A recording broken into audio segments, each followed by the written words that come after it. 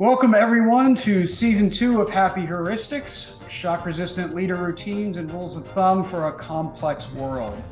Jeff, it's been a while since we wrapped up season 1. Why don't you catch us up on what we covered in season 1?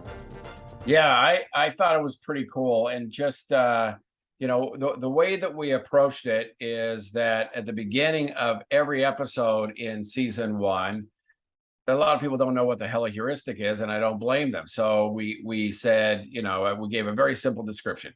Here's what a heuristic is, and here's why it's important.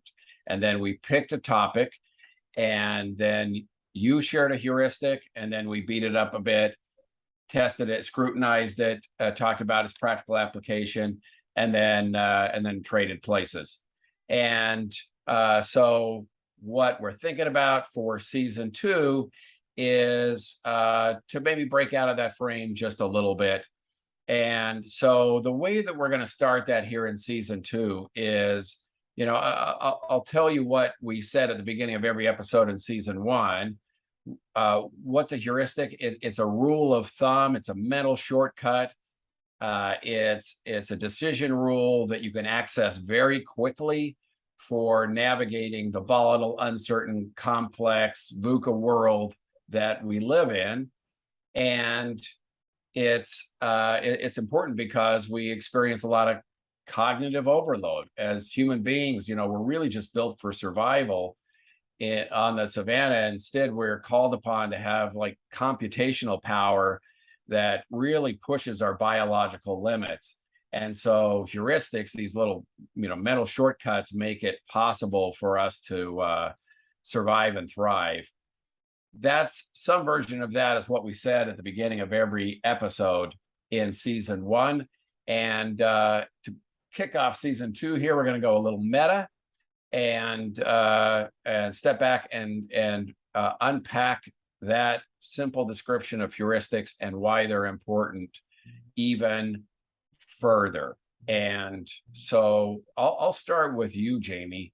When you're talking with folks about heuristics or upgrading their heuristics and even being conscious of what they are and why it's important to think about them and upgrade them, what are the things that you tend to share with either your clients or any other folks that you're having a bourbon with? Yeah, so I like to talk about probably more than rules of thumb, because I don't think people think about those words very much. I tend to use either decision criteria Okay.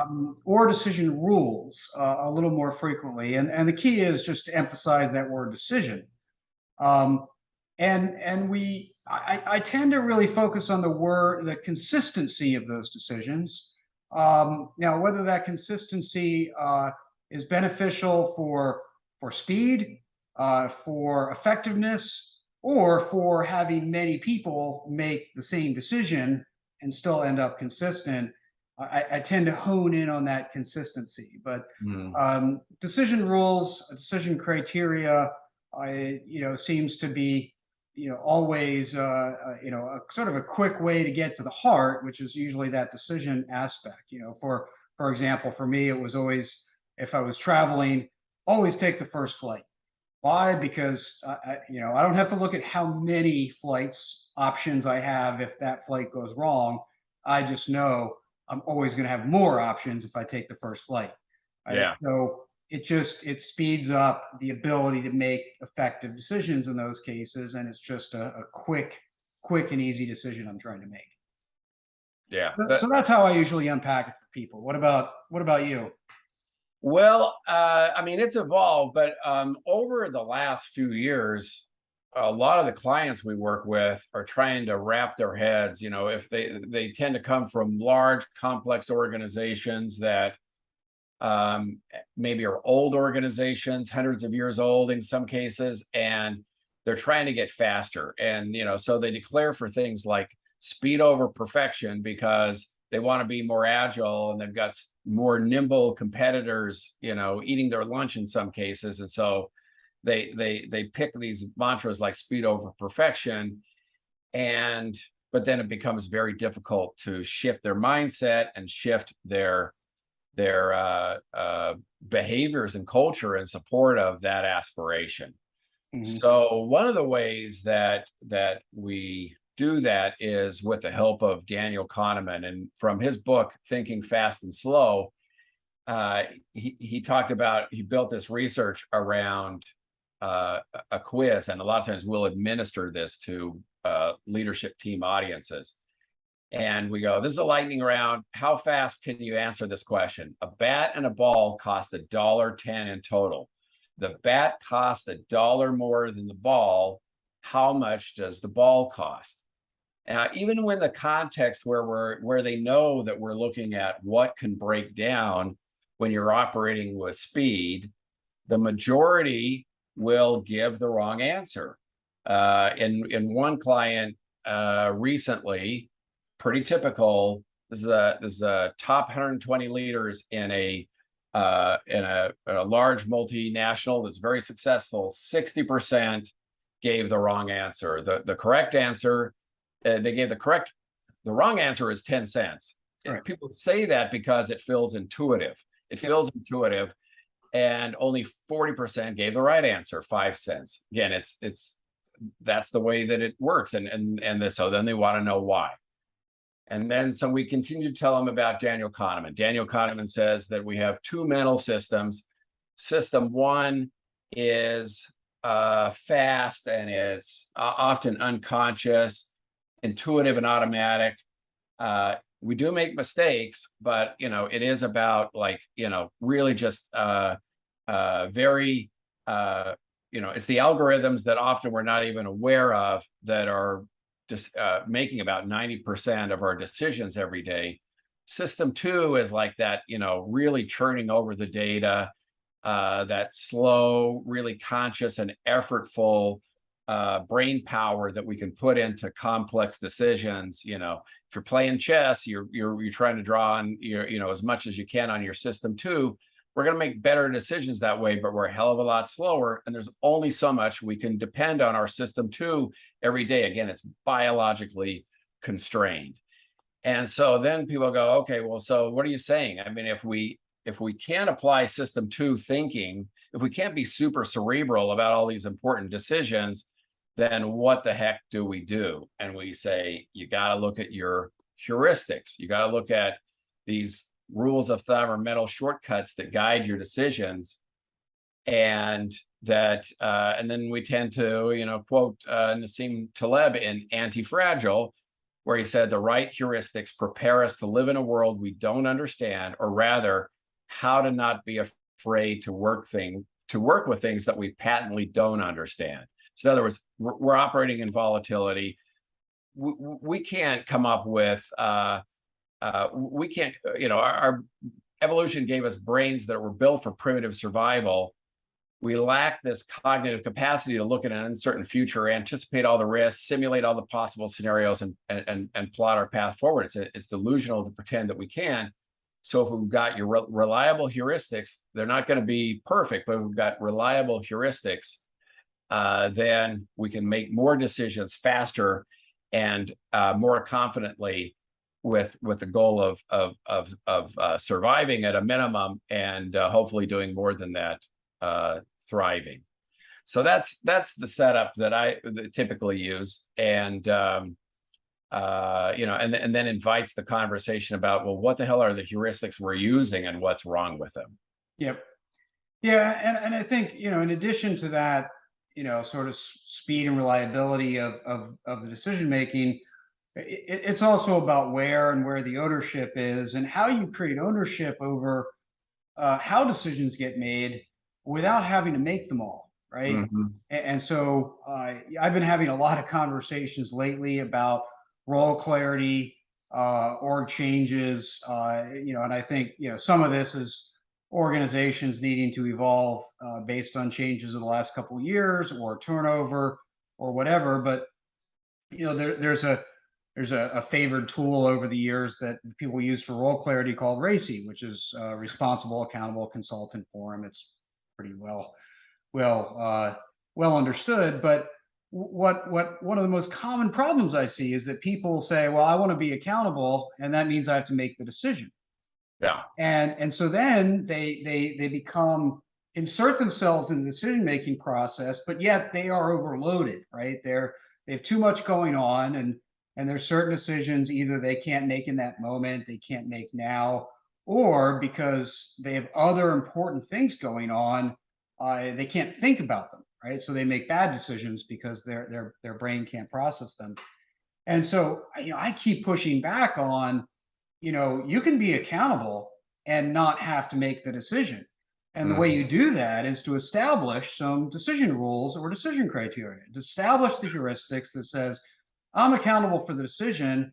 I'm giving you the template on how to make it. Now you go make it, right? You can be in the situation, go make the decision, you know, price increase for the customer, or hold back inventory, or advance to the next test, or whatever it is. But you can go do that, and if it's wrong, then we'll go back to the heuristic, and I'll weigh in and modify that, not just take it back over, right? And Yeah. so I can still be accountable, but not have to have everything on my plate. Yep. Yep.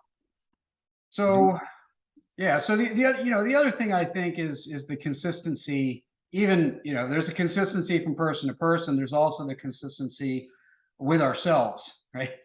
Um, and we can be challenged by that with our moods. We can be distracted. We can have other things going on. The clouds are thinking. We can have other sort of false signals that we pay attention to, and so I want to talk about that aspect of the benefit of heuristics. Just as an example of some of that bias. So as a retired referee for soccer, Yeah. when I watch a game where I'm a neutral fan, I don't really care who wins. I will put myself in the shoes of the referee and say, "Oh, I think a foul. That's a foul. That's not a foul," and I'll try to be a judge there. But when I'm watching a team that I want to win, I don't do that because I know my bias um, will affect me. And so how important is the consistency of the decision, and does it is it more about consistency with ourselves, more about consistency across different people, or is it just all case by case? Yeah. Well, yeah, I mean, I love that question. I love this topic, and one of the things that I'm seeing, and I suspect you are too in organizations right now, is that you know the first heuristics that humans had were ones that were about survival. Right. A timeless universal heuristic is if it smells bad, don't eat it, right? Because these are like simple decision rules. You don't have to think too hard about it. It's just like, yeah, don't do it, right? And because if you do, you put yourself in danger. Well, lots of organizations have been very conservative in their risk profiles. And so now again, they're making these big cultural pushes on we're going to take calculated risk. What the hell is a calculated risk, right? And so if you don't if you don't equip people with new heuristics to know what are the boundaries of a calculated risk in the new environment, they're going to stick consciously or unconsciously with whatever were the decision-making heuristics that they inherited from the past, and they're not going to do it. One of the things that we know happens in organizations that say they want to take on more risk is but we don't, but we stay ambiguous about what we mean by a properly calculated risk. Is we set ourselves up for hindsight bias. Hindsight bias is a well-researched tendency that humans have where if an event is unknown, we think it may happen, may not happen, but then after it does happen or doesn't happen, we think retrospectively that outcome was a foregone conclusion. Of course that happened. Of course that happened. So the way that plays out is I'm a big enough dummy to think that the company, my leadership, is serious when they say we're going to take calculated risk. I take a calculated risk because I'm not sure 100% what that means, but I feel like this is a pretty good risk. We live in a probabilistic world, so you can have good ideas that don't succeed, but then because of human hindsight bias, people are going to go, well, no kidding. Grimshaw's idea, I knew that all along, even though they didn't. That's what hindsight bias creates, is this idea like, yeah, I knew that was foolhardy all the time. So now I look like an idiot. I sure as hell I'm never going to do that again. And as that folklore spreads about what an idiot I am, it's just going to reinforce the old heuristics that again are conscious or unconscious in people's brains about we don't really want people, we don't want to be bold and innovative and take calculated risk. That will stay that way until people have reliable heuristics to tell them what the hell we really mean by calculated risk. Yep. Yeah, and that's these phrases that don't really have meaning, right? They work well on a PowerPoint about a strategy, but they don't translate into actual decisions, right? And the ability to make a decision. And so you really have to stress test them, which was kind of what we were doing in season one against decisions, right? Not Right. just, yeah, this is the outcome I want, which is usually what we as leaders convey as outcome desires, but not, again, not the guardrails, the decision rules to get there. And that, so you have to get into the decisions themselves. So let's talk a bit about then how you go create them. With that in mind, right? The idea is that we have to look at how they affect our decisions, and I do think that's a good, just a good place to start. Is categories of decisions, subsets of decisions that just take more time than they should, right? Time, effort, distraction, whatever, it's not always sort of functional time. Sometimes it's just attention span, right? Which is sometimes an even more scarce resource than our time is our attention span, right? Yeah. What can we pay attention to? And so, an example of this, for me, I'll just use this example recently, is I was booking a hotel and I was like really trying to find the optimal hotel. And I'm like looking at 7 different hotels, thinking there's no way this decision should take this long. And so I just went Marriott Courtyard, and it was done. That's sort of my heuristic for hotels is, simple and affordable and usually in good locations and not going to go wrong. Maybe I may not go optimal, but I'm not going to go wrong. And so that was an example where I have 17 things to figure out today. Figuring out the hotel, probably not the optimal place to spend my time. Right. So if you're thinking about the, by sticking with that, that's kind of like the heuristic of if it smells bad, don't eat it. I mean, there are in the world some funky smelling foods that are actually delicious. Yep. And you stick religiously to that heuristic, you're going to deny yourself those things. Likewise, if but in the trade-off, you can't die of food poisoning. That's not good for anybody. And the same thing I think applies here, which is like you might be denying yourself this incredible upside opportunity at some place that is more interesting, but also like, the opportunity cost of you figuring out what the hell that amazing boutique place to stay is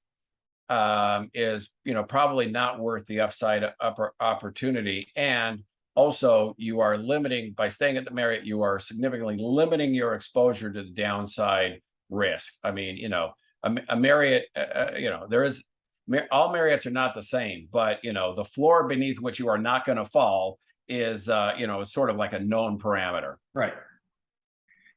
Yeah, and so I think that's a an important sort of filter through which to look at your decisions, which is really, are we maximizing upside? Are we minimizing downside? Right. That's especially from a time standpoint, if we're just trying to get more efficient with our decision making, take these things out of our system too, as we talked about earlier, then a lot of it is around, oh, I want more, on average, more upside.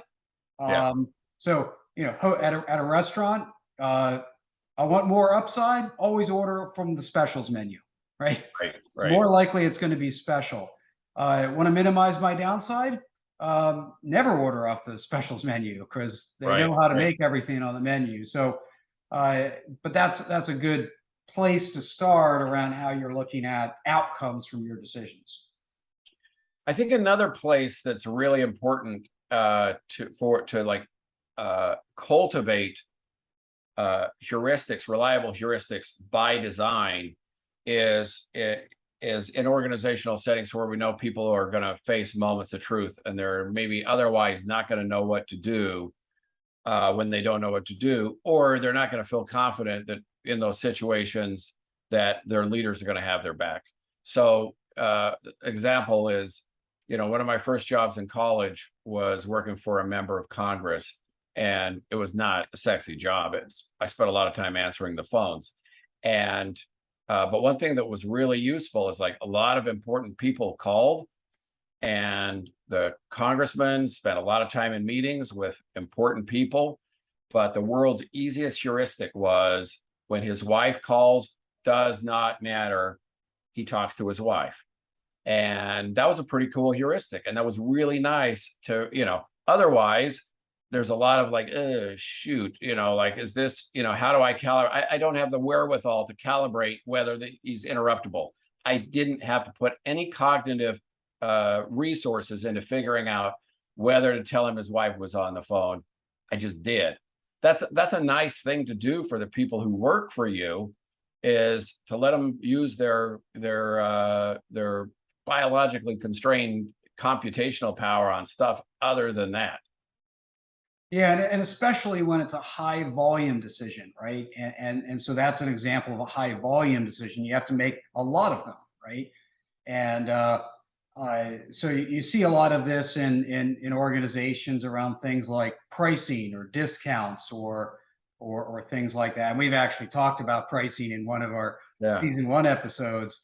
It's like, oh, don't do discounts, right? It makes it easier, right, than trying to figure out everybody's discount and everybody's price. yeah, So if you have high volumes of decisions, those rules become even more handy because what you see empirically speaking is the decisions will be different at the end of the day than the beginning of the day, with the same input criteria, just because our ability to make those decisions over and over again, starts to diminish and wear, and the criteria can shift on you, or the consistency can shift on you over time.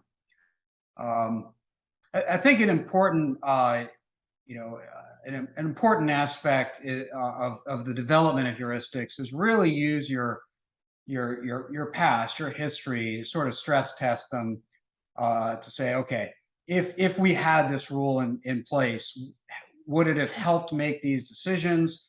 Would we have made some better decisions? Would we have uh, made some faster decisions? So you really you can't just sort of imagine you might use them in the future. I think just sort of testing them about past practice helps make sure that they're practical, because the whole point of heuristics is, they have to be accessible, usable, quick, and so if they're not practical, then it'll fail that stress test pretty quickly. yeah. So I think that's a pretty important aspect of developing heuristics, is making sure that we test them against our experience base. Yeah, and as Taleb said, they're not 100% perfect, but they've got to be reliable. But that too is an interesting question, because is it we talked about uh, we talked about Russian roulette and living in a probabilistic world, and putting ourselves at exposure of black swan, low probability but high impact risk. So if a heuristic is reliable, except when it's not, is it merely suboptimal, or is it catastrophic? So that's another consideration, is the so for example, if it's about in a nuclear power plant, we've talked about the heuristic of pause when on shore, and sometimes and it is a really good time-tested heuristic. Right. It's really important that pause doesn't mean stop, because sometimes inaction creates its own risk. And so you have to stress test that to say, will people understand that when we say pause, it's long enough to make sure we're all aligned and know our role moving forward and are ready to do it in a prescribed, safe way. But when people do that, it's going to work out most of the time. But sometimes if people just stopped and said, well, let's do nothing for the next 2 hours, that could actually create a catastrophic as opposed to a merely suboptimal outcome. Right, which is in nuclear accidents almost always turned out to be part of the equation. Yeah. As things go forward. So that really means that people need the nuance, right? The bumper sticker version of it doesn't work. It's not pause when unsure. Everybody's good, everybody gets it. Yep, done, off we go. Like, no, you gotta teach people what that means and how to behave so that you can recall it. And the recall of heuristics comes with it all the context and history and nuance and everything else. So it's not about sort of being at a bumper sticker level. It's about using the bumper sticker to draw in all the context and nuance that you've been trained on, learned through experience, or put into the development of the heuristic in the first place. And I would imagine that in your lean background, when it comes to like the heuristic of go ahead and pull the andon cord in support of quality, that if people are not clear on the nuances of, well, here's when we pull the andon cord and here's when we don't pull the andon cord, then it's not credible. Yep. So it's a good, memorable, sticky, accessible heuristic, but people have to be comfortable with the nuances of when it is in effect. Exactly, and that's a great example. So, all right. Well, before we head towards the end here, sort of one last sort of process question around heuristics is, are heuristics public or private? And so do they need to be posted? Do they need to be available? Can they be private? So how do you answer that? Here's my take that I think there's a category of heuristics that are sort of like they're not about survival and they're not about group norms. They're about like, here's how I want to show up in the world. So if I'm gonna call my mom every Sunday, the nice thing about that is if I habituate that, then I don't have to think about it, right? I mean, part of the core value of heuristics is they're reliable and they advance my life goals, and I don't have to think about it. I'm preserving brain power for something else. If I'm habituated to work out and don't have to think about it, then again, the same thing. I'm advancing my life goals, and I'm not using up any cognitive energy that is really tightly, in terribly short supply, using it on any choices like that. And so for those, I would say, who the hell cares what mine are? Like, nobody cares. So those are private. But if it's about group norms, then people have to know them. Otherwise, if organizations took heuristics more seriously, they could really accelerate culture change and make life a hell of a lot easier for people. You get more consistency, less guesswork, and then people can bring their best energy to work. So that's my quick take. What's your perspective, Jamie? Yeah, I think I fit into that answer quite well. The how do I want to show up? How do I want to live my life? How do I want to lead? How do I want to whatever? Right? I think that is a key variable in this, and that's especially where they're private. So using my menu ordering example, my wife doesn't want to experience the downside of ordering something that she won't like, or she won't make her feel bad. So when she finds something she likes, she tends to go back to it. Whereas I'm, I love to be surprised, and there's not a lot of Novelty food. seeking. Yeah. Yeah. not, Right. not a lot of foods that I won't like. So I lean in there. I've also found, and I'll use an example of this. I mean, making them public can make it easier to negotiate, right? To sort of cut off the wrong debate. Because no, this is a rule, right? This is the decision rule, and it's there for a reason. So let's not spend all this time debating. So, for example, back when I used to do a lot of angel investing, I had a rule that said I only invest in teams. If it's just a solopreneur, now they might be wildly successful, but I believe in teams. I think teams are more powerful, more consistently likely to win. And so I just, okay, well, you might be Superman, but I just have a rule. And they might explain 10 reasons why I still should, but it doesn't matter. It's an easy conversation to end because it violates a rule. Love it. And so it makes it, and negotiations are true too, right? You've seen like, hey, this is as long as you believe it, like this is my first, middle, and last offer. Here it is. Don't come back at me with something else. It's either this or not. And if you say no, then I will walk away.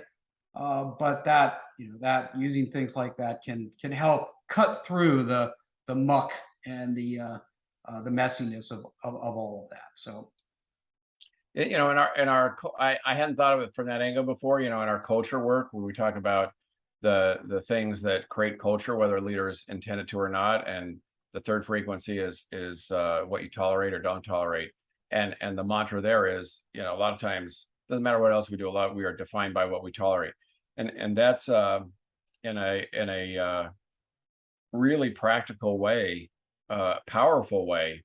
If it's clear to people what you tolerate or don't tolerate, what's in your, what your decision rules are and what you're not going to operate outside of, that can really make some things more efficient.